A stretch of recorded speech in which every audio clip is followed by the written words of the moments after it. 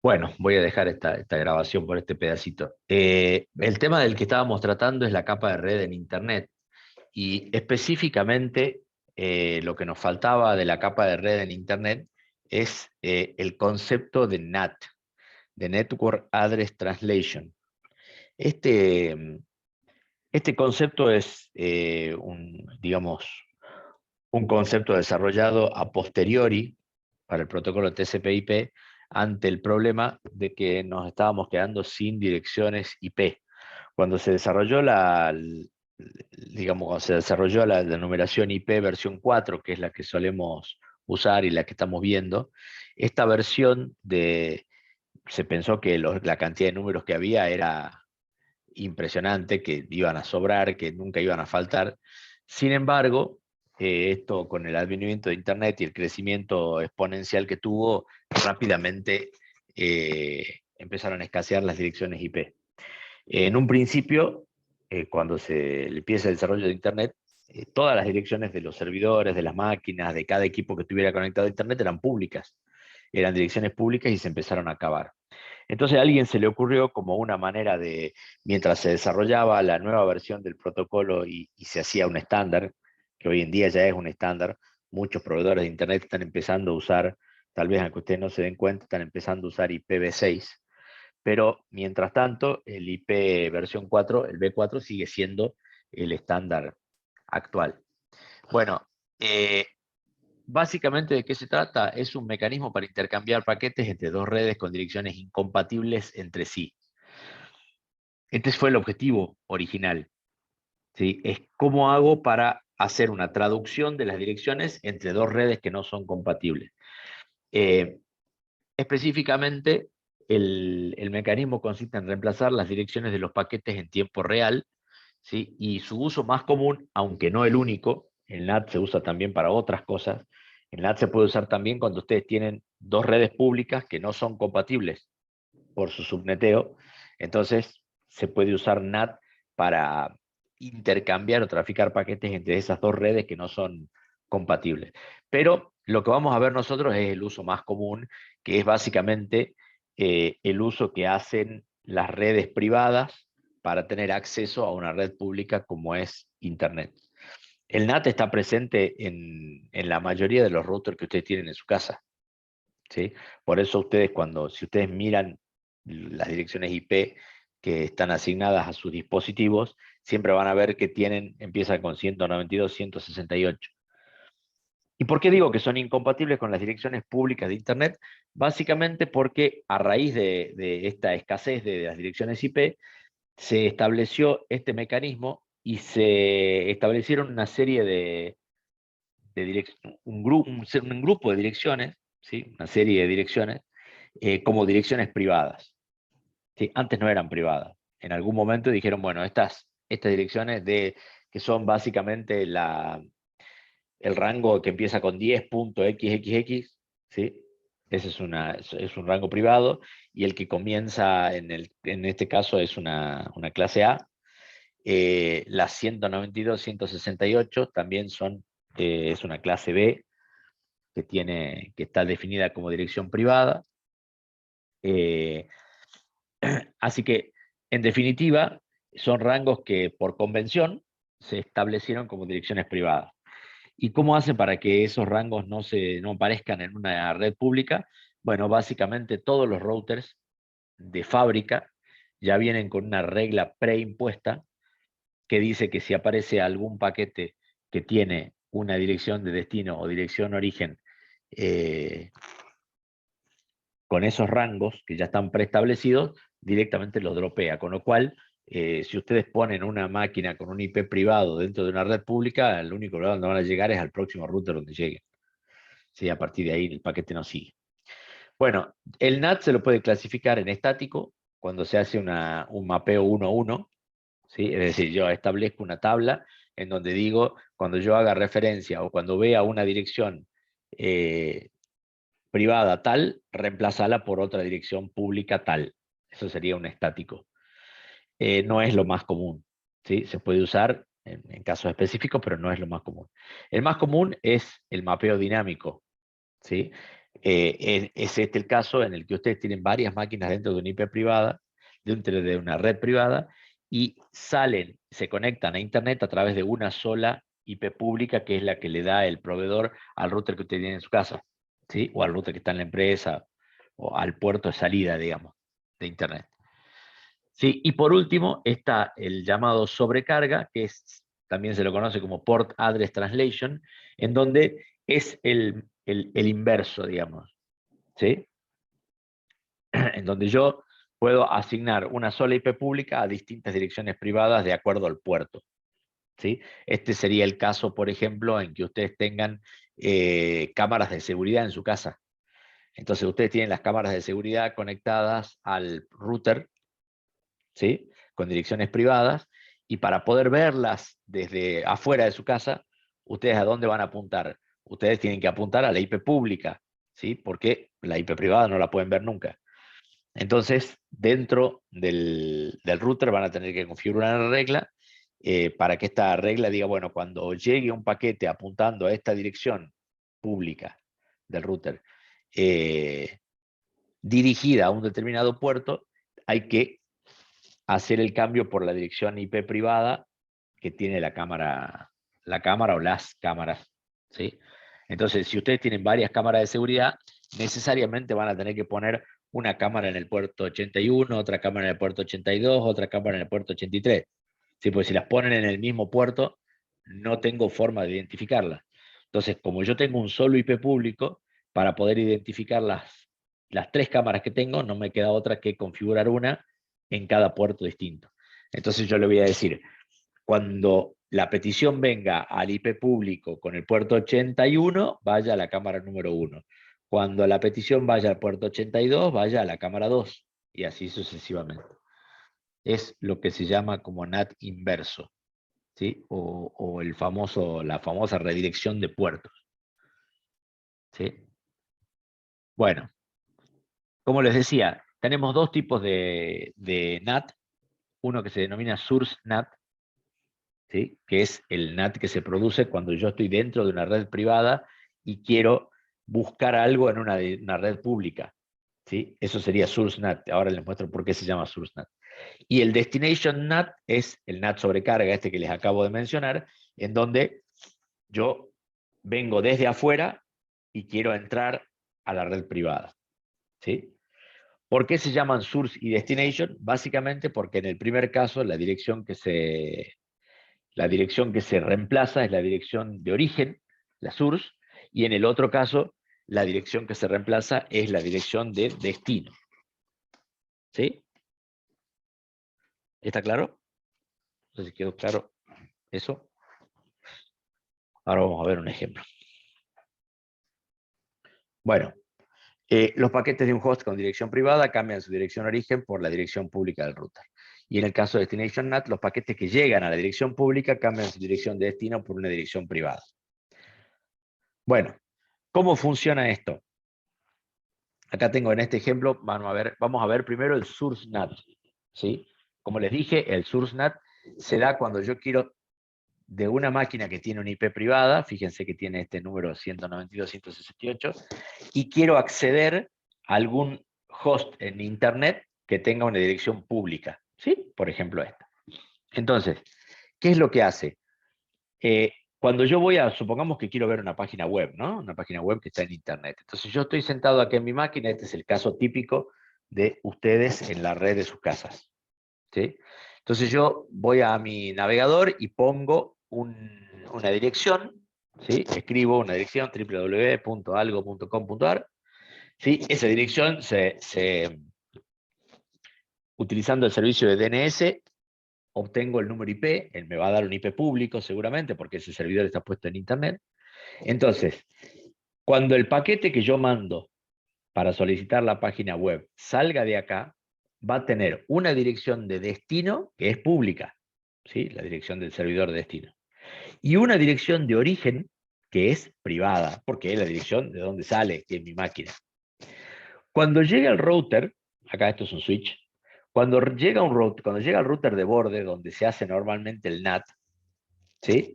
Lo que dice cada paquete cada paquete que llega a este router dice, che, pero este paquete no lo puedo mandar a la red pública porque tiene como dirección de origen una dirección privada. ¿Sí? Entonces, como eso no puede ser, lo que hace el router reemplaza o traduce en el paquete, en cada uno de los paquetes, reemplaza la dirección de origen, y por eso se llama source NAT, por la dirección pública que tiene el propio router. ¿Sí? Entonces, el paquete que sale para Internet tiene dos direcciones públicas. La de destino, que ya la tenía pública, y la de origen, que ahora ya es pública porque la reemplazó por la IP pública que tiene este router acá en su puerto de salida, de este lado. ¿Sí? Entonces, bueno, ¿qué es lo que pasa? El problema que yo tengo es que cuando ese paquete vuelva, ¿sí? O sea, ese paquete va a ir a Internet, se va a procesar, supongamos me va a devolver algún paquete con la página web de destino. Cuando ese paquete vuelva, va a volver obviamente a la dirección pública de este router. ¿Sí? Y acá tengo un problema, porque acá yo necesito saber cómo hago para volver a esta máquina y por qué no volver a esta otra. Para que eso funcione, cada vez que se hace una traducción acá en este router carga una tablita donde está relacionada la IP privada que la originó con un número de conexión. ¿Sí? Ese mismo número de conexión que se mantiene cuando va y vuelve. Entonces, cuando llegue ese paquete acá, se va a fijar en el número de conexión, va a revisar cuál era la IP privada que la generó y la va a volver a reemplazar. ¿Sí? De tal manera que el paquete pueda volver correctamente al destino, a quien originó el pedido. ¿Sí? Bueno, esto es lo que hace básicamente el source NAT. En el caso del destination NAT, o el forward de puertos, ¿sí? Como yo tengo una relación uno a muchos, ¿sí? Voy a necesitar de alguna manera prefijar esa tabla que para el source NAT es dinámica, ¿sí? O sea, cada vez que pasa un paquete de adentro para afuera, se crea una entrada en la tabla, y cada vez que el paquete vuelve, esa entrada en la tabla se elimina, ¿sí? Para que no se llene, digamos. Entonces, acá yo voy a tener que hacer alguna regla específica en el firewall de este router para poder apuntar a alguna dirección IP interna desde Internet. ¿Sí? El ejemplo más clásico es esto que yo les daba recién de las cámaras IP. Entonces vamos a suponer por un momento que esta máquina, en vez de ser una máquina, es una cámara IP. Entonces, para yo poder acceder a esta cámara IP, voy a tener que, ahora yo estoy afuera en Internet con mi celular, supongamos, y entonces quiero acceder a ver esta cámara IP. Entonces, ¿a dónde voy a apuntar? Voy a apuntar a la dirección pública, esta que está acá de este lado del router. ¿Sí? Y el router, si yo no le creo una regla, el famoso forward de puerto, acá, no sabe a qué máquina de la red interna va a ir a parar. Tiene que ir. Entonces, cuando viene un paquete de afuera que no tenía ningún número de conexión conocido, ¿sí? Lo que hace es busca en las reglas particulares y se fija si hay alguna regla que tenga en cuenta el puerto al cual estaba apuntando ese paquete, ¿sí? El número de puertos que lleva en el encabezado del paquete. Si esa regla existe, esa regla seguramente le va a decir, cuando llegue un paquete apuntando al puerto 81, ¿sí? Tiene que hacer el cambio del número de IP de destino, que era público, por este número IP de la cámara IP que yo tengo ahora, que es privado. Entonces se va a hacer el NAT inverso, o el destination NAT. ¿Se entiende por qué se llama NAT de destino? Porque la dirección que se reemplaza es la de destino, en este caso. Cuando en el de salida, la dirección que se reemplaza es la de origen. ¿Sí? Por eso se llama source NAT. ¿Sí? ¿Cómo vamos hasta ahí? ¿Se entiende?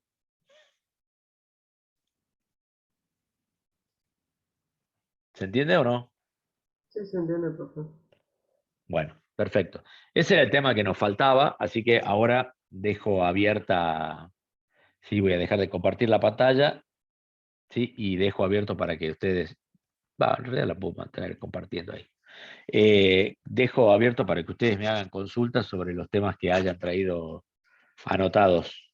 ¿Sí? Acuérdense que el miércoles que viene tenemos el parcial, así que aprovechen para sacarse las dudas, o para que veamos de nuevo las dudas que podamos tener.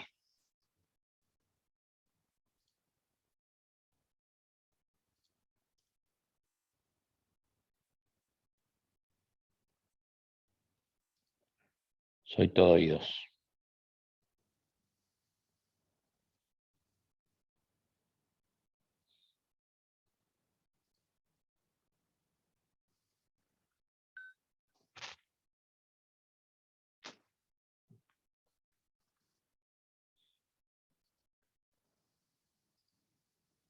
Hoy van a tener que abrir los micrófonos o escribir en el chat para que vayamos viendo los temas que quieren que reveamos.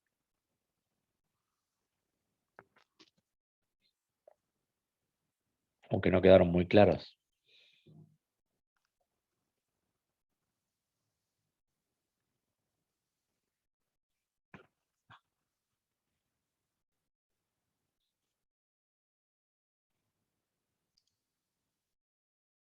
Bueno, me están preguntando acá en el chat por el tema de la multiplexión. ¿Sí? Capa número, a ver quién me ayuda. La capa de multiplexión, eso está en la capa de transporte, ¿no? Si no me equivoco. Vamos a abrir la capa de transporte y les comparto. ¿Sí? Así podemos ver el tema de la multiplexión.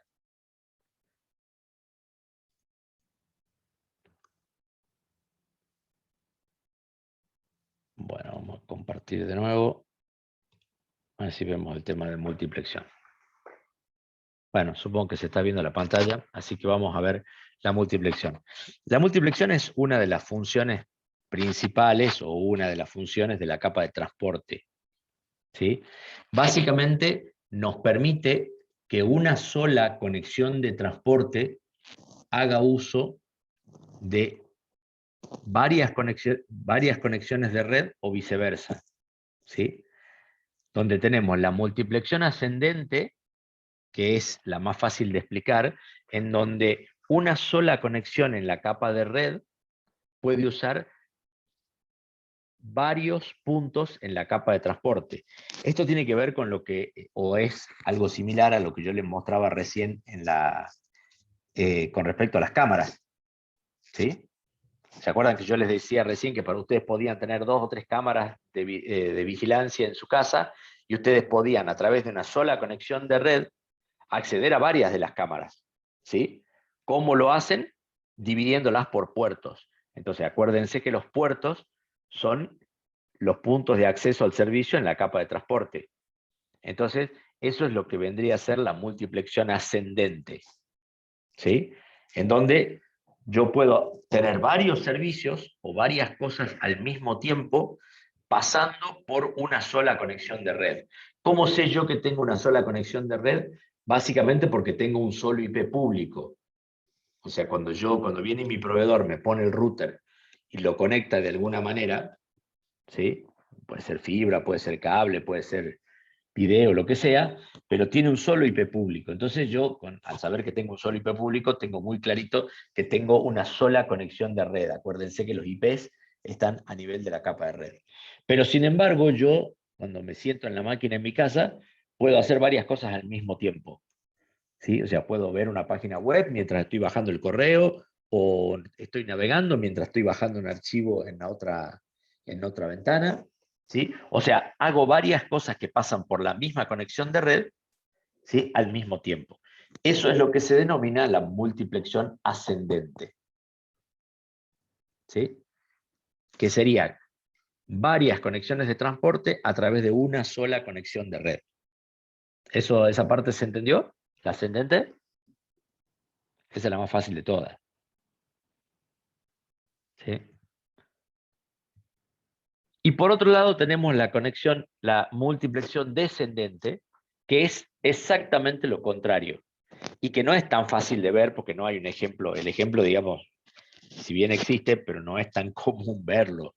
El ejemplo más típico de una conexión descendente, que vendría a ser al revés que la ascendente, es decir, tener una sola conexión de transporte utilizando varias conexiones de red. ¿Sí? En este caso, el ejemplo más típico sería que yo tengo en mi empresa, tengo varias conexiones de red, entonces yo voy y le contrato a un proveedor de internet, le contrato una conexión, a otro proveedor le contrato otra, y a un tercer proveedor le contrato otra conexión a internet. Entonces tengo 3 conexiones de red porque cada uno de esos proveedores me da un IP diferente.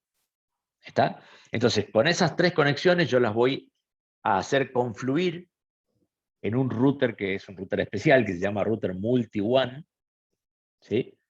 Así como no, los routers normales que ustedes tienen en su casa son routers que son mono-one, o sea, tienen una sola conexión, ¿sí?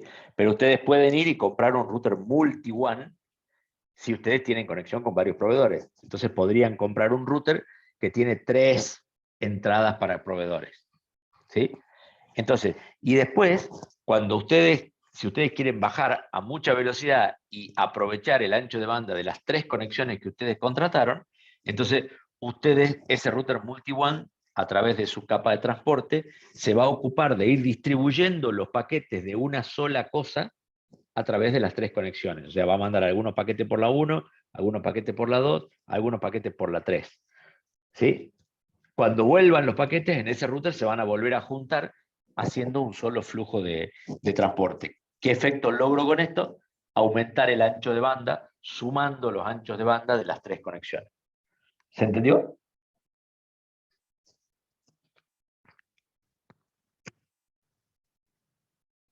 Sí, lo que dice acá, suma el ancho de banda de varias conexiones. No es tan fácil verlo, no encontrar un ejemplo, pero bueno, existen. Hay muchas empresas que, ya sea tanto por cuestiones de redundancia como por cuestiones de aumento de ancho de banda, utilizan estos routers multi-one para hacer una multiplicación descendente, o sea, para sumar ancho de banda entre los 3 proveedores. ¿Qué pasa si alguno de los proveedores se cae? Nada, el router se da cuenta que no tiene conexión y automáticamente remapea sus tablas para que la conexión salga por las 2 que quedan. ¿Sí? Y si se caen 2, sacará por una sola que queda. ¿Está? Pero bueno, eso sería la explicación de la tanto multiplicación ascendente como descendente. ¿Me confirmarían si esto quedó claro?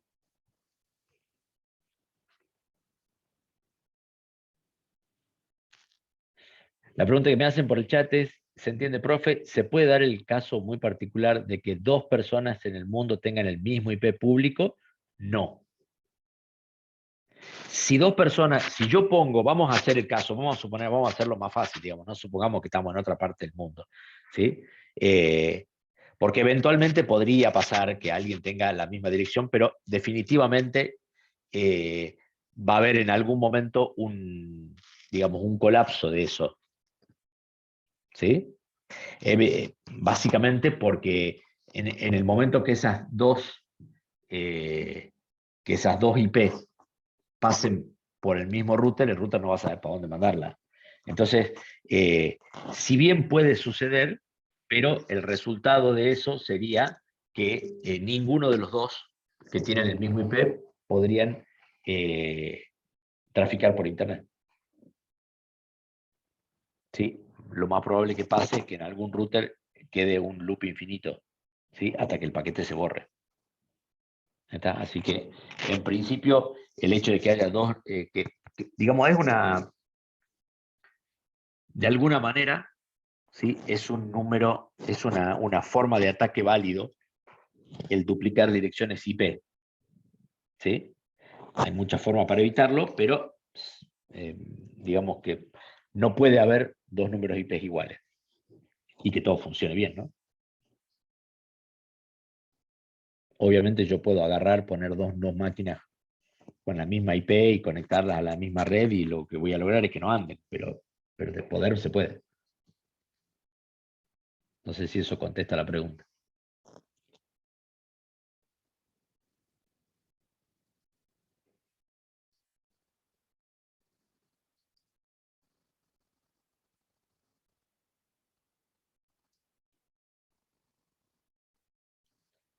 Más preguntas.